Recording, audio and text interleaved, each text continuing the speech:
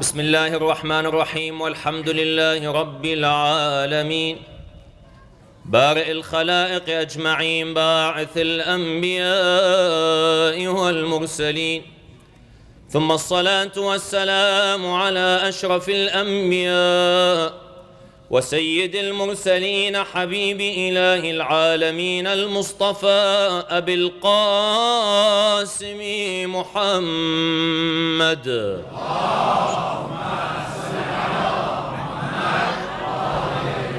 وعلى آله الطيبين الطاهرين المعصومين المنتجبين الذين أذهب الله عنهم الرجس وطهرهم تطهيرا.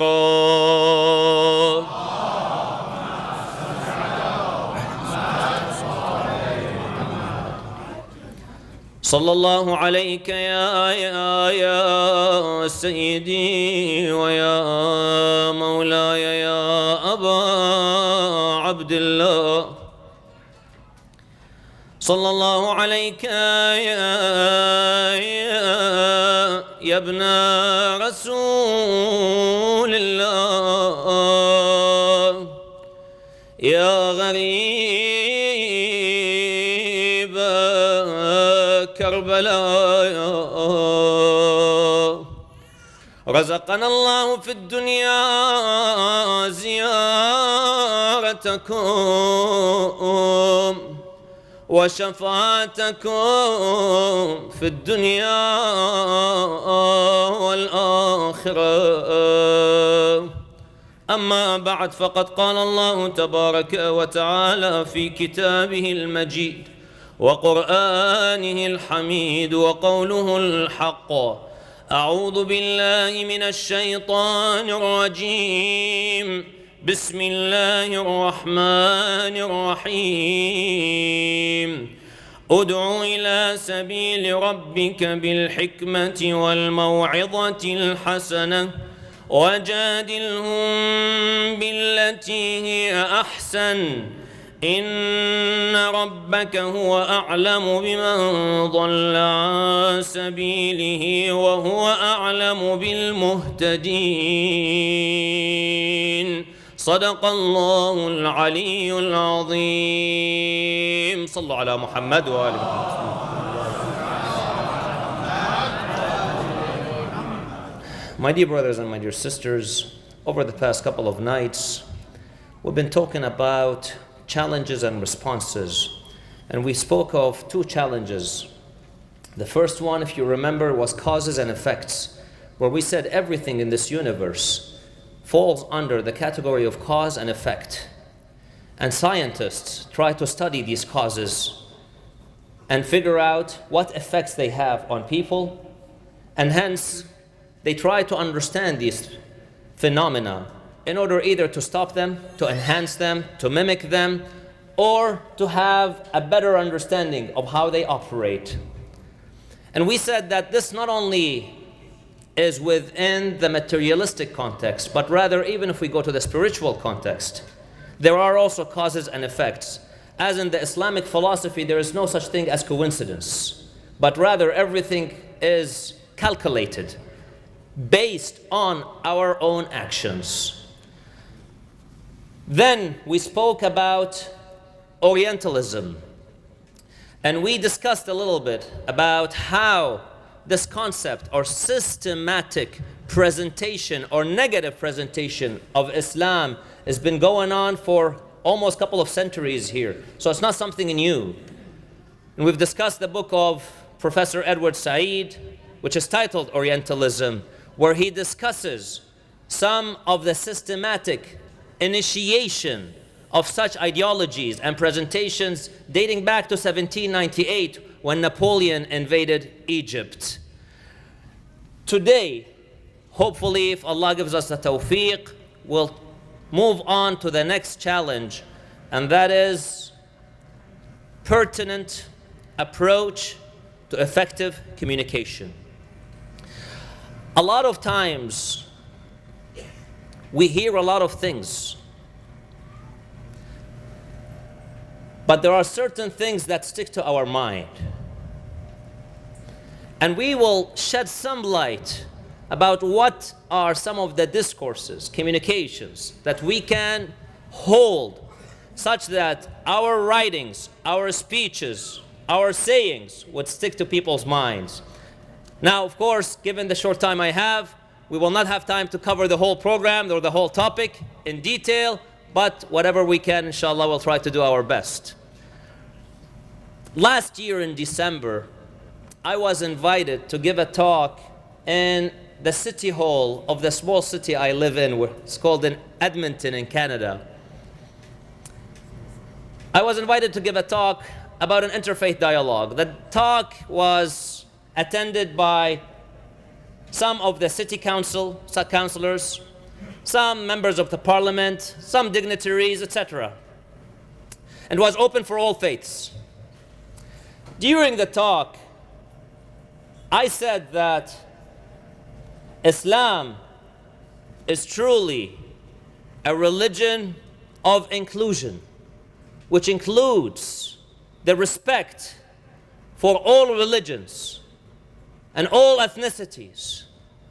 And I said that back in 1997, then United Nations Secretary General, Mr. Kofi Annan, celebrated the 50th anniversary for the Universal Declaration of Human Rights. You won't hear this much in the news. At the University of Tehran in Iran. So the 50th anniversary for the Universal Declaration of Human Rights was celebrated by then the United Nations Secretary General at the University of Tehran in Iran. In his speech, which is available online under the UN.org, you can look it up, he quotes Imam Ali alayhi salam in his letter to Malik al-Ashtar, his governor in Egypt, where he says that Imam Ali wrote to his governor in Egypt that people in this world fall under one of two categories.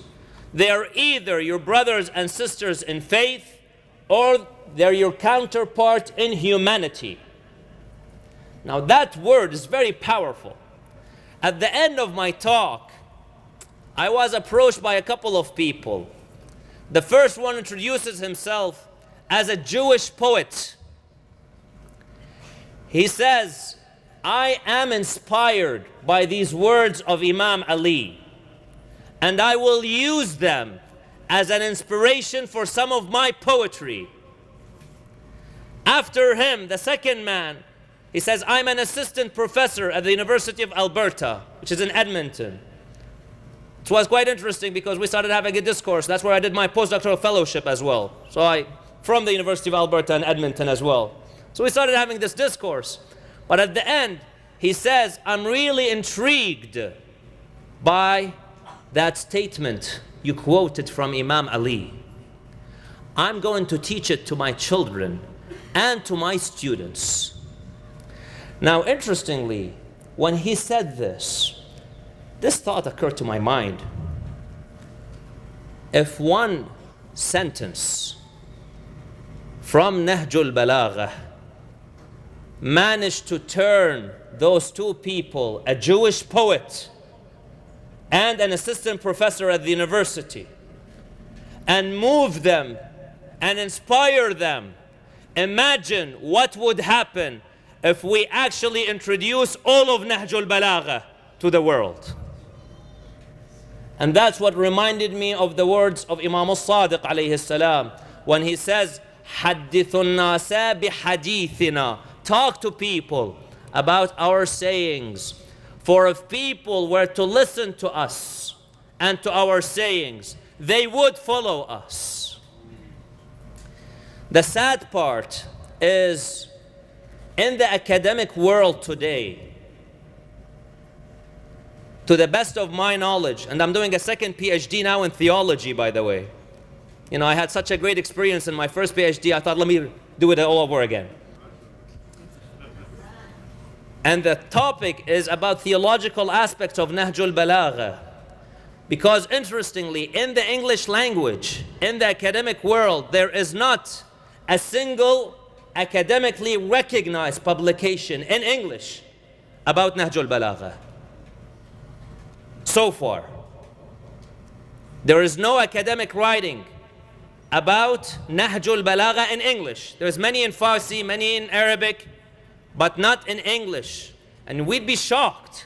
So many writers write about Shi'ism from the perspective of non-Shias, even non-Muslims.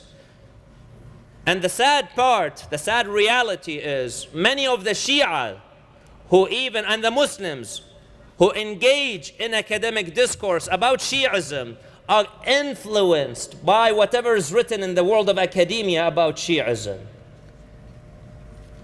So how can we discuss this? What is the best method of discourse?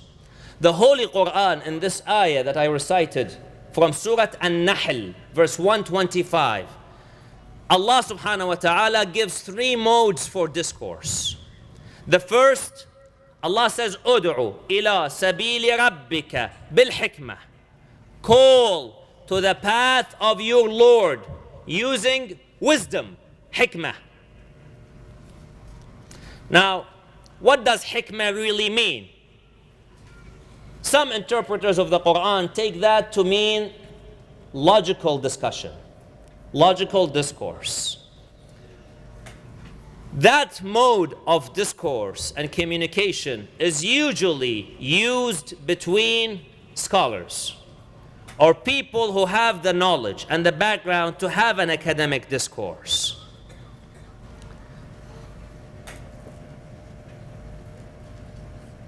Amr ibn Ubaid was a scholar of the Mu'tazili school of thought. The Sunni school of thought is divided between Mu'tazilites and Ash'arites. The majority of the Sunni world today are from the Ash'arites. The Mu'tazilites, who were at some point in history very progressive and very active in their scholarly contributions, now have become mostly extinct because of their ideologies, which did not suit the kings and the sultans. The concept of free will, because they supported that concept of free will. The kings did not like that concept of free will. Why are you a king? Well, God made me king. It's not up to me. Why do you oppress people? God made me do this. It's not up to my fault. It wasn't up to me. This is all from Allah. Okay. I don't want to get much into that discourse, but the kings really like that concept where we don't have free will. It's all predetermined by Allah, which is an Ash'ari concept. Amr ibn Ubaid was one of the Mu'tazili scholars. Hisham ibn al-Hakam, one of the companions of Imam al-Sadiq alayhi salam, says, I went to Basra, where Amr ibn Ubaid gives his teachings in the masjid. When I got in there, I saw him sitting with so many people around him, and it really hurt me. This man, what does he know that so many people gather around him? He did not get his fountain of knowledge from Ahlul Bayt alayhim wassalam. So he says, I came into his circle in the class. At the beginning, he asked a question. Does anybody have any question? He said, I raise my hand. Yes. He said, can I ask you some questions, please? He said, of course. Go ahead. He said, do you have eyes? He said, what kind of a question is this? Of course I have eyes. Do you have ears? Of course. He said, what do you do with your eyes? He said, I see with them. What do you do with your ears? I listen with them. Do you have a nose? Yes. What do you do with your nose? I smell with it. Do you have a tongue? Yes. What do you do with your tongue? Well, I taste things with it.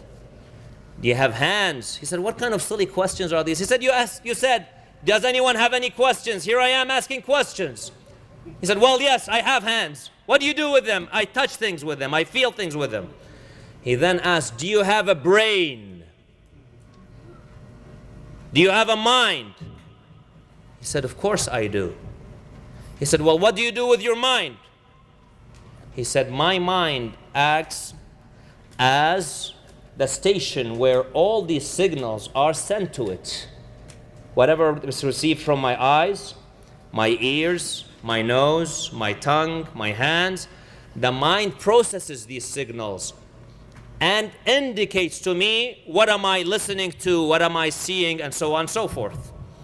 He said, well, when your eyes are working, they're functional, and your ears are working, they're operational, and the hands and the tongue and the nose, everything is working, then why would you need a mind? It's all working well. You can see with your eyes, listen with your ears, taste with your tongue, smell with your nose, feel with your hands. Why the mind? He said, I have to have the mind because sometimes my eyes could deceive me. For example, and this is not part of the discourse, I'm stepping aside a little bit. Suppose you're walking by here one day and you see a flying elephant. Now your eyes would tell you this is an elephant flying. Your mind, however, will say it can't be. Elephants don't fly unless you're Dumbo. But other than that, elephants don't usually fly. So whatever you're seeing must be maybe a balloon in the shape of an elephant or some hologram in the form of an elephant. However, it cannot be a real, actual elephant flying. The eyes is deceived by the looks, but the mind is not, because it processes the signal. And that's what Amr ibn Ubaid was trying to tell Hisham ibn al-Hakam, that I need the mind because it processes my signals. So it must be there, even though my eyes are working, my ears are working, and so on and so forth. I have to have the mind. Now look at the logical discourse here. Amr ibn Abi Ubaid was a alim himself. He was a scholar from the other school of thought. But nonetheless, he understands logic.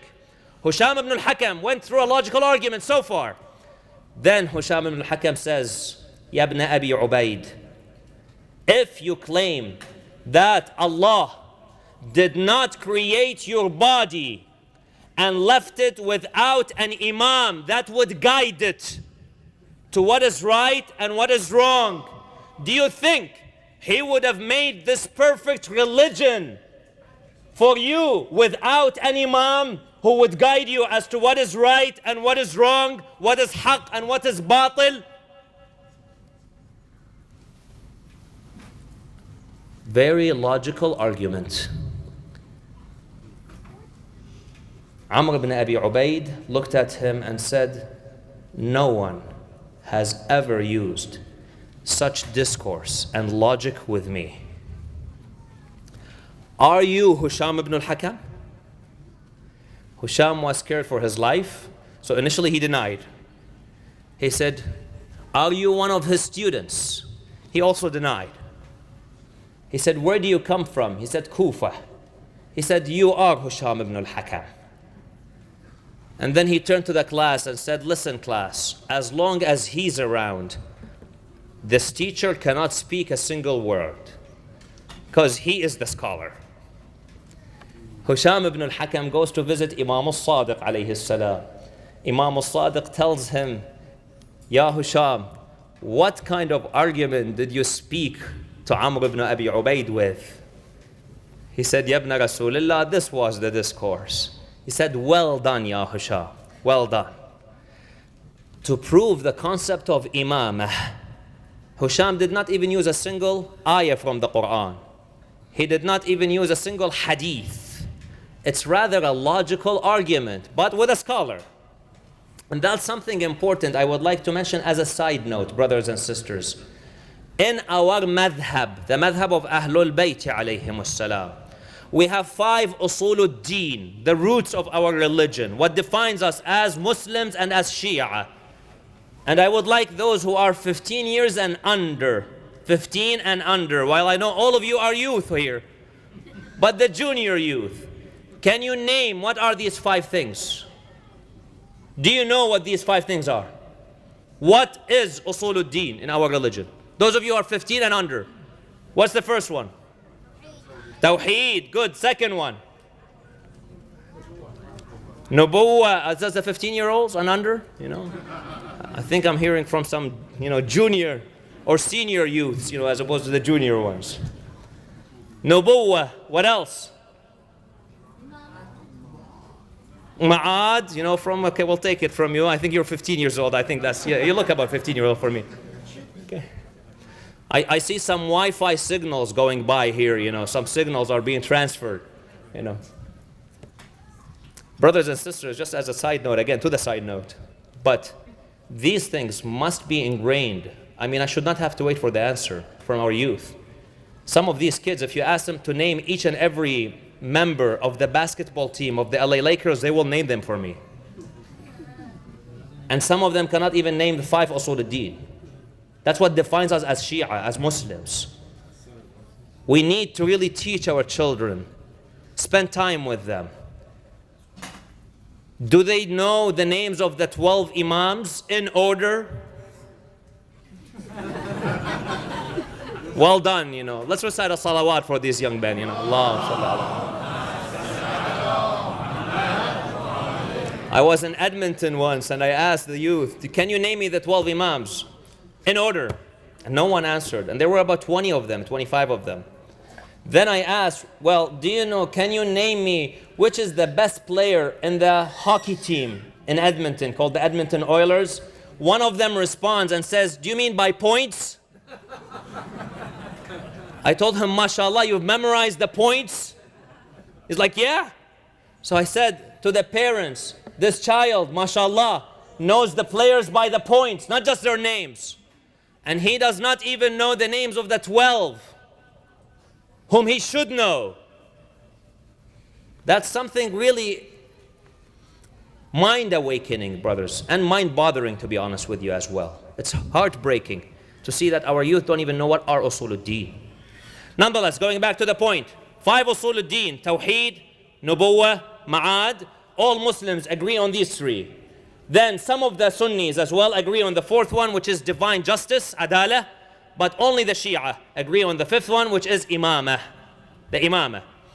These 5 things, the belief in God, monotheism, the greatness of Allah subhanahu wa ta'ala, the creator of the heaven and the earth and everything that exists within them, the belief that this great creator sent us prophets to guide us, to teach us, the belief on the day of judgment when we will all be resurrected and be held accountable for each and every word and action that we've done, the belief in the divine justice, and the belief in the divine succession or imamah. These are usul al-din. These 5 things, something unique about us, the school of Ahlul Bayt alayhim salam, we can prove all 5 of them using reason and logic and rationale. This is the 5 usul al-din. Couple of nights ago, and I don't want to repeat myself, but I mentioned an incident I had back in February with a professor of philosophy at the University of Alberta, who he himself proclaims to be an atheist. And I had a logical discourse with him about the existence of God. If you would like to listen to the discourse, we'll go back to a couple of nights ago, to the lecture, to listen to the details. But the end of the discussion, which was completely logical, without me quoting a single verse from the Quran, or a single hadith of the Prophet, or Ahlul Bayt alayhim salam, but rather purely logical. I spoke to him as a scientist, someone with a doctorate degree in chemistry. And I said, we cannot accept as scientists that this world came into existence just out of vanity, just through coincidence. So he conceded. He said, well then maybe there is a source, but we don't understand that source.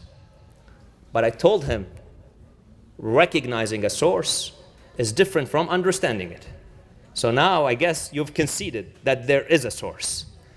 Through logical arguments, just logical discourse. These 5 things, and here is Hisham ibn al-Hakam proving the concept of imamah, again through logical discourse.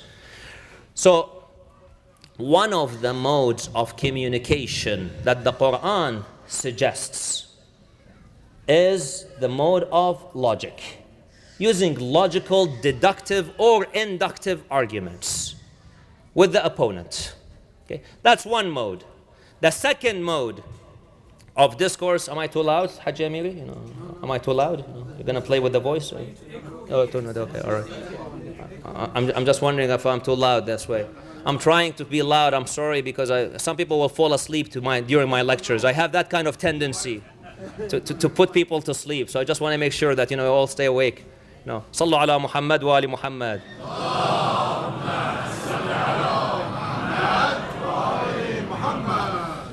Now, that's one mode. The second mode, Allah subhanahu wa ta'ala says about أُدْعُ إِلَى سَبِيلِ رَبِّكَ بِالْحِكْمَةِ وَالْمَوْعِظَةِ الْحَسَنَةِ. I will come back to that second one. I'll move to the third one, and I'll come back to it. The third mode of discourse, the Quran suggests, وَجَادِلْهُمْ بِالَّتِي هِيَ أَحْسَنُ. There is jidal. What is jidal? Arguments. Being argumentative. But not out of vanity. Not by shouting and yelling and calling names. Rather, بِالَّتِي هِيَ أَحْسَنُ. An example of such argument is given in the Quran. When Allah subhanahu wa ta'ala speaks in Surah Yasin about the individual, Ubay ibn Khalaf, who went and dug a bone, an old bone, and he came to the Prophet sallallahu alaihi wasallam. He turned it into dust and he blew it in the Prophet's face. And he told him, do you claim that your God can revive these dusty bones again? What nonsense is this? So Quran replies to him in Surah Yasin, وَضَرَبَ لَنَا مَثَلًا وَنَسِيَ خَلْقَهُ قال من يحيي العظام وهي رميم قل يحييها الذي أنشأها أول مرة وهو بكل خلق عليم. And he gave us an example of these bones, saying, who can revive these dusty bones? Tell him, respond back to him, the one who made them in the first place from nothing can revive it again from nothing. And that argument is also interesting because Quran says in Surah Luqman, if you ask them, the mushrikeen, who created the heavens and the earth, they will say Allah. So they do confess that there is a God. So they have that belief. Now, it's taking it now to the next level, where the Prophet is saying, since you already have that level of belief, there is a God. Okay? Well, that God who created everything from nothing, then he can revive everything again from nothing. That is kind of jidal, where you stop someone in his tracks. Stop them immediately, before they move on any further. That's a third mode of discourse, which is jidal. The second mode, which I will come back to now, is al-maw'idha al-hasanah. Maw'idha al-hasanah. What kind of discourse is this? Well, some say it's the instigation of emotions. Some people, using logic with them is not useful. You cannot be logical with them. You know, interestingly, as humans, we have some driving forces, motivations, things that actually motivate our actions.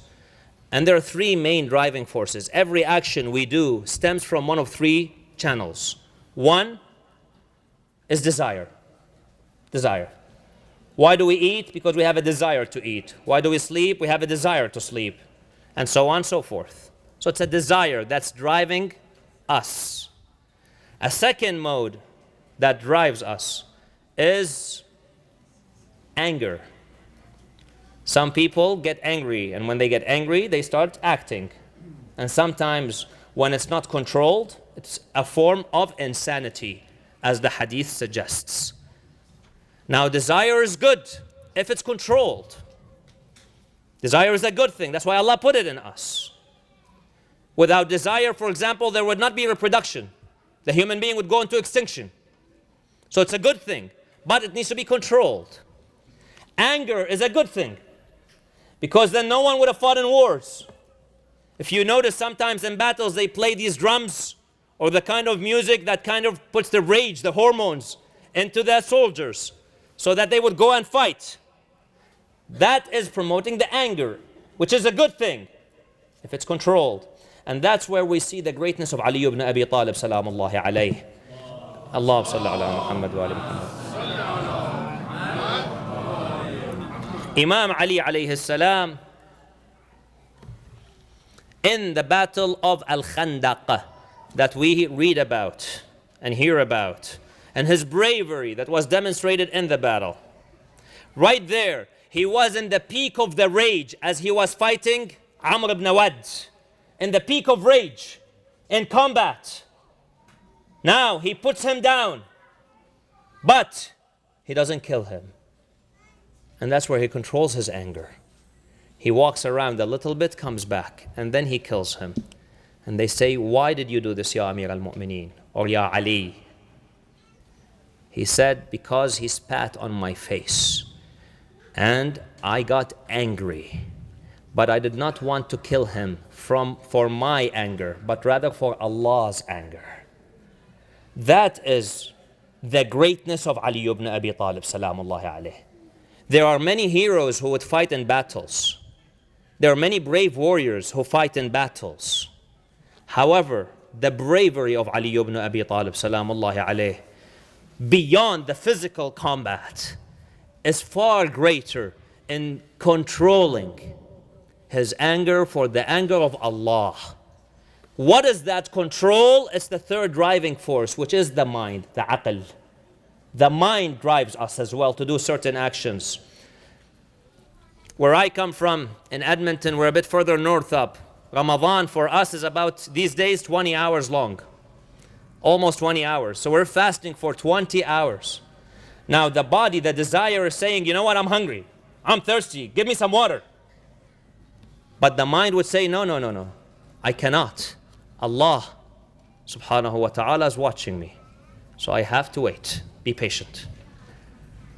Salatul Fajr in the summer for us is about 3 a.m. 3 a.m. we have to wake up for Salatul Fajr. By 4 it's gone qada. By 4 a.m. in the summertime. So we have to drag ourselves out of bed at 3 o'clock when we have just slept maybe a couple hours ago. And we have to pray. Now the body, the mind, the desire would say, I'm tired. Why are you dragging me out of bed at this time? I want to sleep. But the aql is saying, no, you have to get up.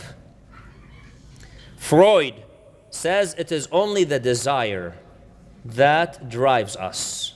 We're driven by the desire. And that's a discussion on its own.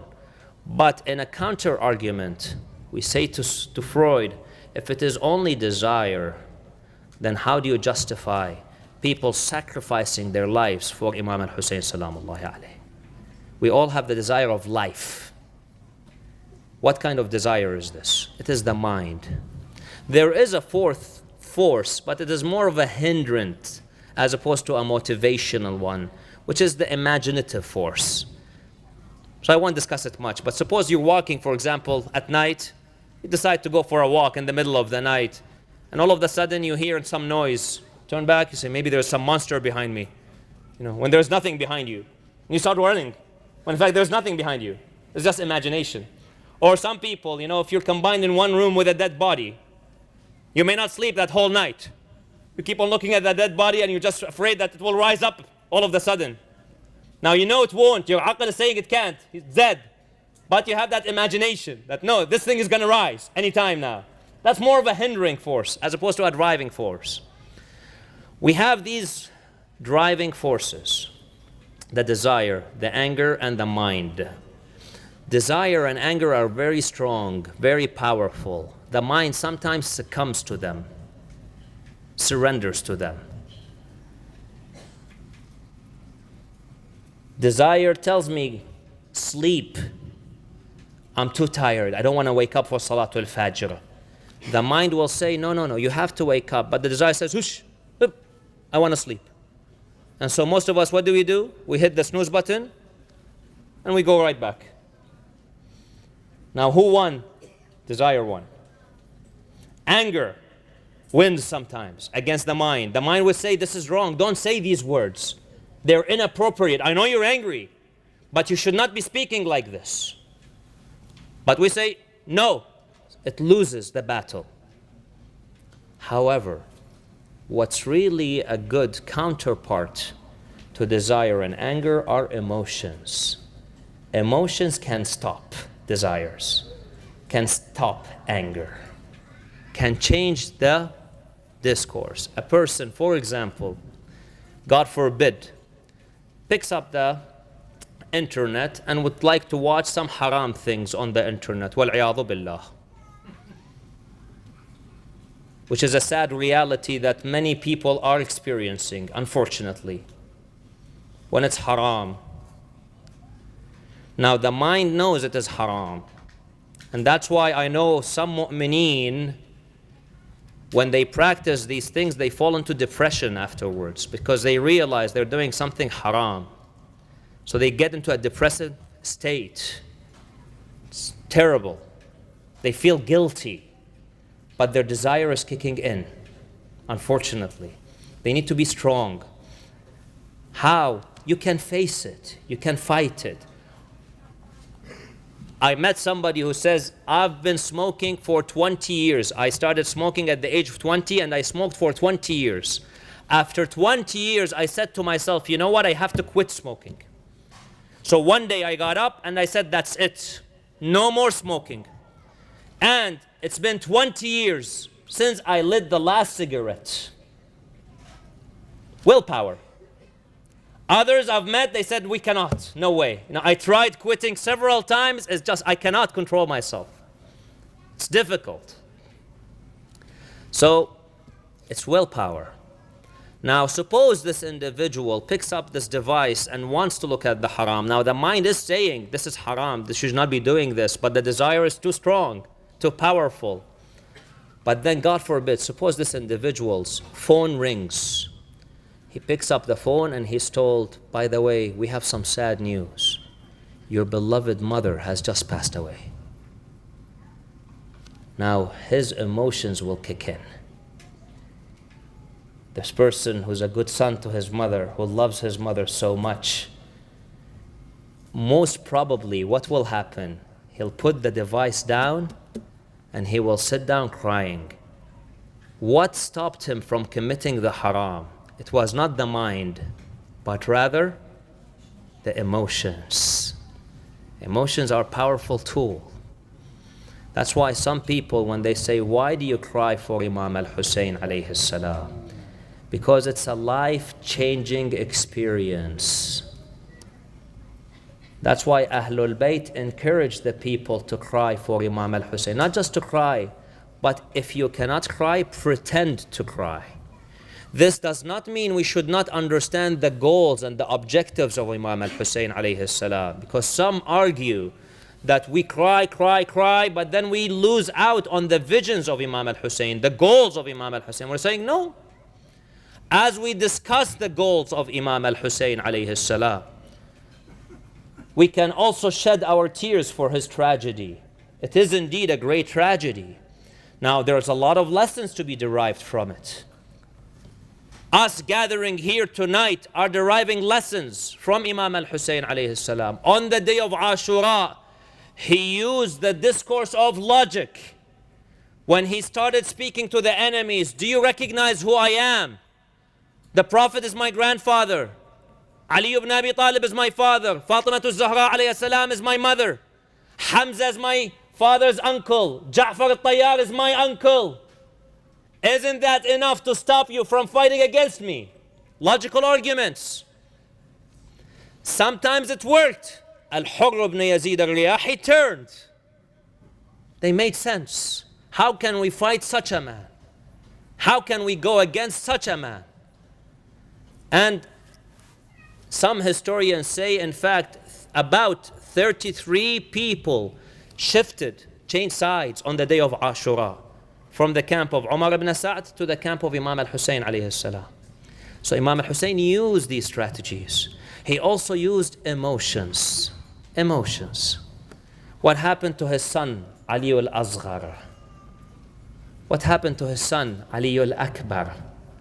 What happened to his brother, Abu al-Fadl al-Abbas, salamullahi alayhi? Was really powerful, painful. And Imam al-Hussein alayhi salam and Ahlul Bayt alayhim salam responded with tears, but not just ordinary tears. Imam al-Rida alayhi salam says, Inna yawm al-Hussein aqraha jufunana. The day of Hussein, Karbala, Ashura, it made our eyes bleed. Now, brothers and sisters, when I heard this initially, I used to think in Arabic, sometimes we have exaggeration. It's used in poetry sometimes, where they exaggerate things. Like even in English we have it sometimes. Someone can say, I'm so hungry I could eat a horse, for example. It's an expression. But recently, a few years ago, I came to know that no, in fact, there is a condition in medicine where people can damage their eyes such that they could actually cry blood. That is a medical condition.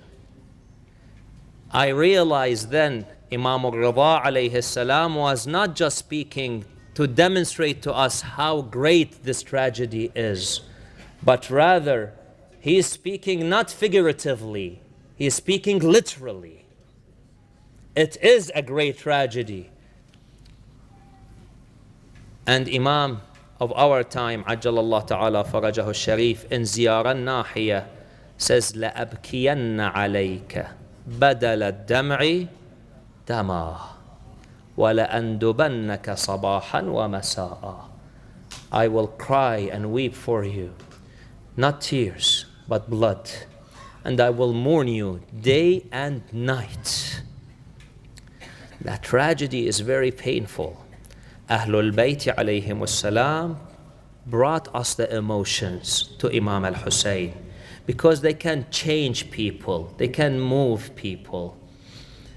When people hear about the tragedy of Imam al-Hussein, they try to think, my gosh, what have I done for my akhirah? What have I done for my dunya? I've wasted my life earning money, money, money, money. Do my children know what usuluddin are? Do they know who are Ahlul Bayt alayhim salam? Do they know why do we celebrate Ghadir? Why is Ghadir important? Living in the 21st century here in this part of the world, why do I have to know about Ghadir? Why is it important?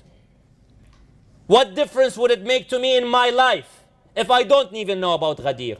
I guarantee you, most of the people here would not have an answer. They don't know. It's just an event that we have to celebrate. Why? Why is it important? There will be some silence. How will it change my life? There will be silence. These are really important questions. Because success, as I mentioned a couple of nights ago, according to the Quran, is not about my son becoming a doctor or an engineer or having a successful career, which is all good. I'm not discouraging it. I myself have these degrees, so I really respect education. Please don't take me wrong. But having these degrees without the love of Allah, the love of Ahlul Bayt, without the Iman, the faith, then these degrees is not the true success. The love of Ahlul Bayt is the success. That is the true victory. So we need to really use these discourses, the logical, the emotional, and the jadal, the argumentative, when we discourse with people. But in order to do so, we have to equip ourselves with knowledge, with education. And most importantly, we have to fill our hearts with the love of Ahlul Bayt alayhim as-salam, and the lives of our children with the love of Ahlul Bayt. Speak to them about Ahlul Bayt. Every day in one of the 5 salats that you pray that are mandatory in the qunut, teach them and ourselves to read Dua al-Hujjah, at least in one of the 5 salats. This way we remind them that this is important. Allahumma kulli waliyik.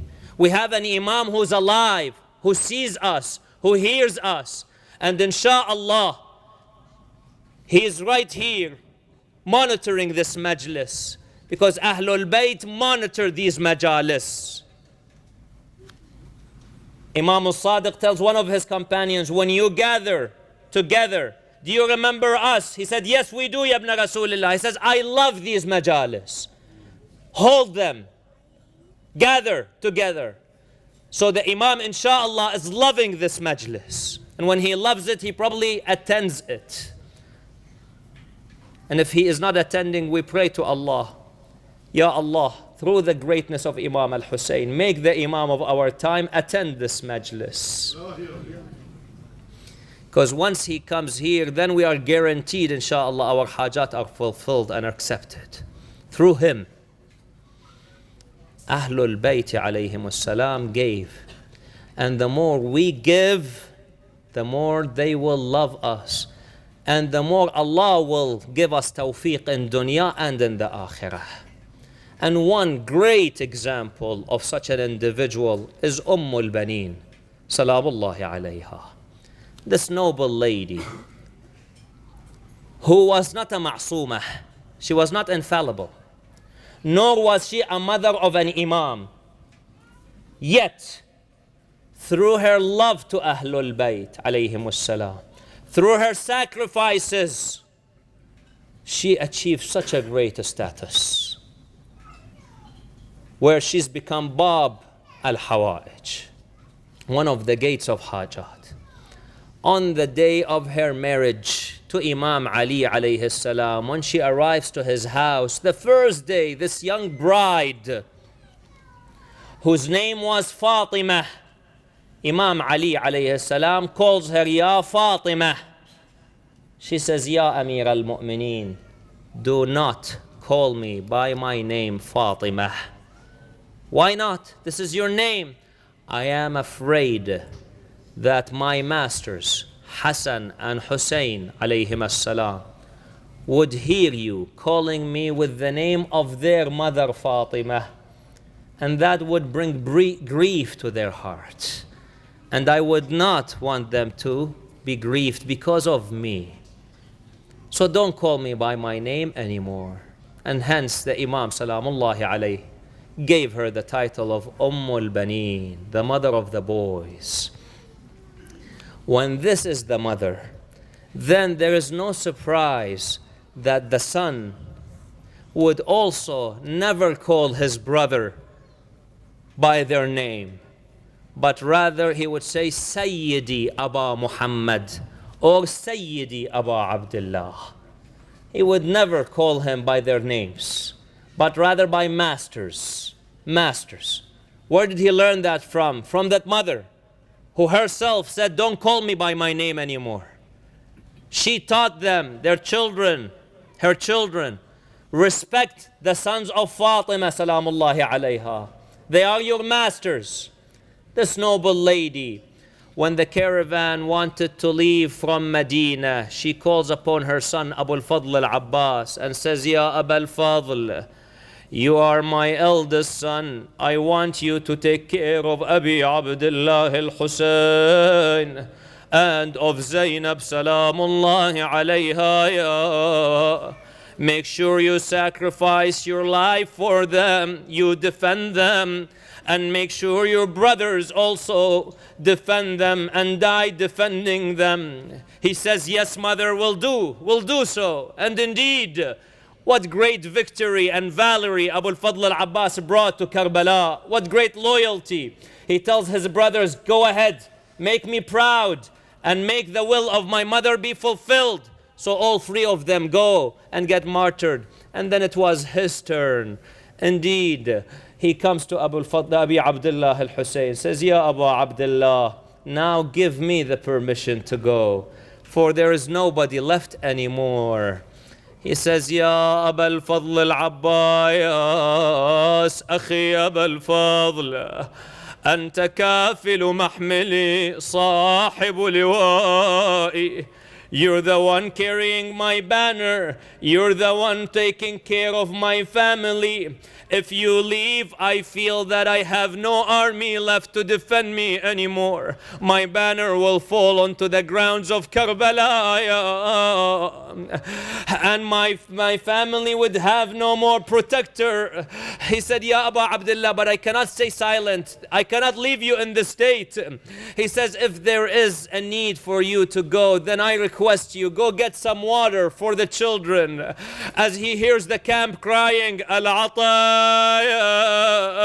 Al-Atar, Abbas. We're thirsty, Uncle Abu al-Fadl. He grabs the bag of water and he heads to the river of Furat. He was supposed to come back. So interestingly, some historians and poets depict the picture that he never bid the farewell to Zainab salamullahi alayha. He never gave his goodbyes because he was supposed to come back for Sukaina, to come back for Ruqayya, to come back for Zainab salamullahi alayha. But Abu al-Fadl left and never came back. And that is why it is said on the eve of the 11th of Muharram, when Zainab kept everyone quiet, when she gathered the camp of Abi Abdullah al-Husayn, she got up. They saw her heading outside. They said, "Where are you going, Ya Zainab?" By that time there were no more tents left. They were all burned down. She said, "I have to bid a farewell." That was not done with Abu al-Fadl al-Abbas. دست و علم کجا افتاده سقا کجا تشنه جان داده. And the camp goes. Al-Banin is waiting back to hear the news that Abi Abdullah will come back. She's waiting and waiting and waiting. Until one day, a poet by the name of Bishr comes back to Medina at the orders of Imam al-Sajjad alayhi salam. As they came back to Medina, he said, "Ya Bishr, your father used to recite poetry. Do you know any poetry?" He said, "Yes, I do, Ya ibn Rasulullah." He said, "Then go and mourn my father, Abi Abdullah." He goes, calling and crying, "Ya ahla Yathrib la muqam lakum biha." What is the news, Ya Bishr?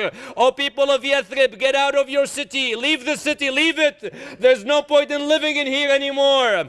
He said, "What is the matter, Ya Bishr? What's the news?" He said, "The news at the grave of Rasulullah. That's where we will deliver it." Everybody gathers at the grave of Rasulullah. He said, "Not a single person remained in home." And that's where I gave the news. "Ya ahla Yathrib la muqama lakum biha. قتل الحسين فأدمعي مدرار الجسم منه بكربلاء مضرج والرأس منه على القناة يدار." O people of Yathrib, Hussein has been killed in Karbala. His body is under the horses of Bani Umayyah, while his head is on the spears of Bani Umayyah, going from one city to another city. He said, "Then I saw an old lady approaching me. I asked, 'Who is she?' They said, 'Ya Bishr, be careful. إنها أم البنين الأربعة. This is the mother of Abbas. She came to me. She said, 'Bishr, I heard you have news of my son Abi Abdullah al-Husayn.' She does not ask about her 4 children, but rather, 'He's my son. Tell me about him.' He said, 'I did not know where to begin with her. What shall I say?' I said, 'Ya al-Banin, your youngest son was killed in Karbala. I did not ask you about my youngest. Tell me about Abi Abdullah. Is he back safely? Your other son, your 3rd son, Ya al-Banin. عظم الله لك الأجر بمصاب أبي الفضل العباس. Even Abbas was killed in Karbala. She cried. She said, 'Ya Bishr, you've cut my heart into pieces. Tell me about my son Abi Abdullah. Is he back?' Ya al-Banin, O Shia of Abi Abdullah, عظم الله لك الأجر بمصاب أبي عبد الله الحسين.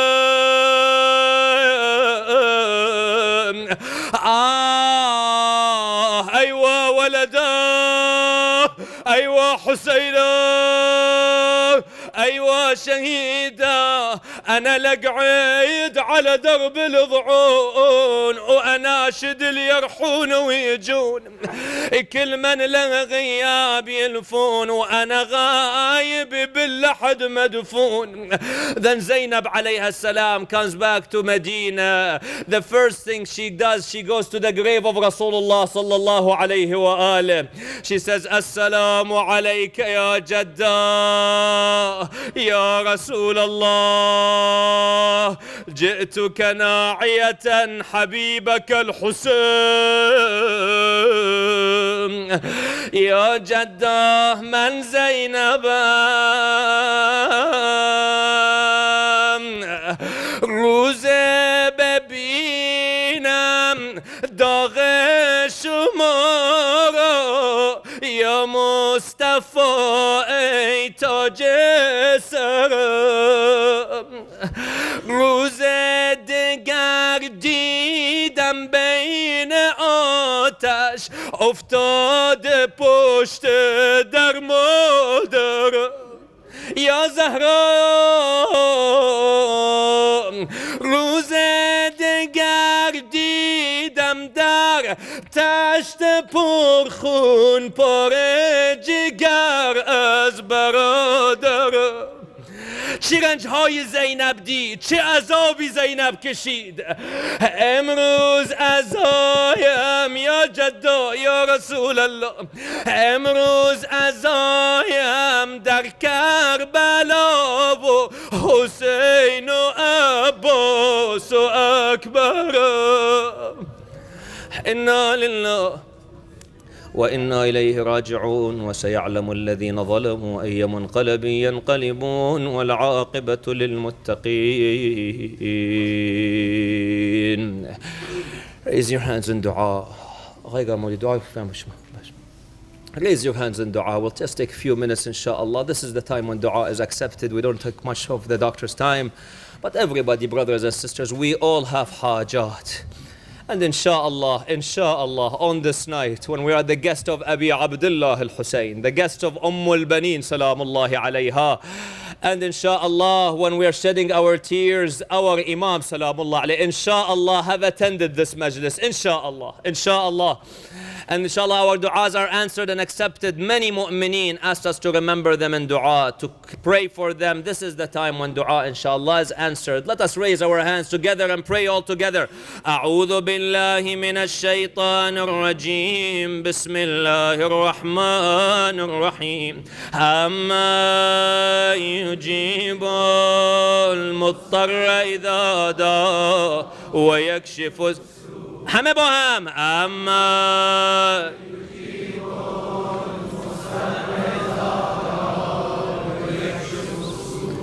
أما يجيب المضطر إذا دعا ويكشف السوء. أما يجيب المضطر إذا دعا ويكشف السوء. أما يجيب المضطر إذا دعا. اللهم إنا نسألك وندعوك باسمك العظيم الأعظم الأعز الأجل الأكرم ده مرتبة هم باهم. يا الله يا الله يا الله يا الله يا الله يا الله يا الله يا الله يا الله يا إلهي بفاطمة وأميها وبعلها وبنيها والسر المستودع فيها اكشف عنا السوء يا الله. اللهم اغفر ذنوبنا يا الله، كفر عنا سيئاتنا يا الله، وتوفنا مع الأبرار مع محمد وآله الأطهار يا الله. إلهي بأم البنين الأربعة اجعلنا وذريتنا إلى يوم الدين من شيعة أمير المؤمنين المتقين يا الله، ومن خدمة الحسين المخلصين يا الله.